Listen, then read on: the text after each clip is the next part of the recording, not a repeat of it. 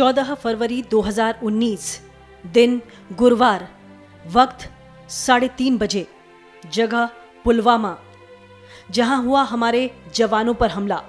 पुलवामा हमले को हुए 1 बरस बीत गए। इस हमले में हमारे देश ने 40 जवानों को खो दिया। जैश ए मोहम्मद ने इस हमले को अंजाम दिया और नाम सामने आया 20 साल के आदिल अहमद डार का, जिसने 350 किलो विस्फोटक से भरी एसयूवी को सीआरपीएफ के 78 गाड़ियों के काफिले से टकरा दिया था। यह धमाका इतना जबरदस्त था कि बस के परखच्चे उड़ गए। इसके बाद घात लगाए आतंकियों ने अंधाधुंध फायरिंग भी की। बस में सीआरपीएफ के 35 से 40 जवान सवार थे। पूरा देश जवानों की शहादत से भावुक और हमले से आक्रोशित था। इन शहीद हुए जवानों में से एक 118 बटालियन के शहीद महेश कुमार यादव का परिवार उस बेरहम वक्त को याद कर रहा है जब उसे जरा भी इस रोते बिलखते परिवार पर रहम नहीं आया। प्रयागराज के तुदिहर बादल का पुरवा गांव के रहने वाले महेश कुमार यादव इस आतंकी हमले से कुछ ही दिन पहले 1 हफ्ते की छुट्टी पर घर गए थे, जिसके बाद वापस आकर दोबारा उन्होंने ड्यूटी ज्वाइन की।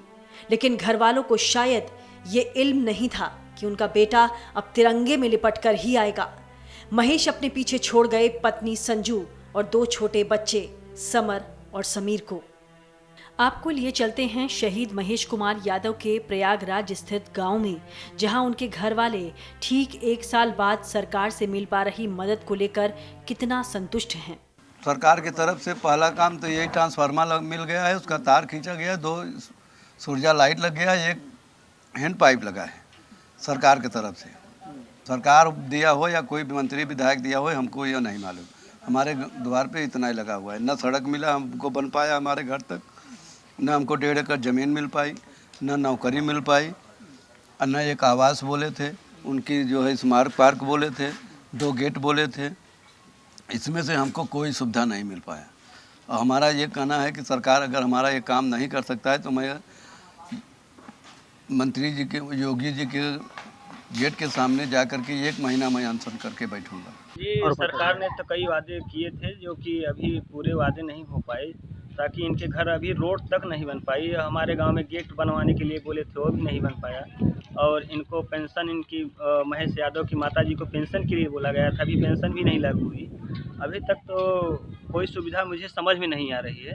बस थोड़ा बहुत जैसे मान के चलिए नमक बराबर हुआ है, जिससे लोग संतुष्ट नहीं हैं। इनकी जो बीवी है दर दर भटक रही है। एक तरह से मेजा में गई थी, हमारे माननीय एसडीएम के पास गई थी, उन्होंने आश्वासन दिया कि जल्द ही इसका निस्तारण करेंगे। पुलवामा हमले की बरसी पर शहीद महेश कुमार यादव जैसे बाकी 39 जवान जो देश के अलग अलग शहरों से ताल्लुक रखते हैं, उनकी शहादत को उनके परिवार वाले ही नहीं बल्कि पूरा देश याद कर रहा है।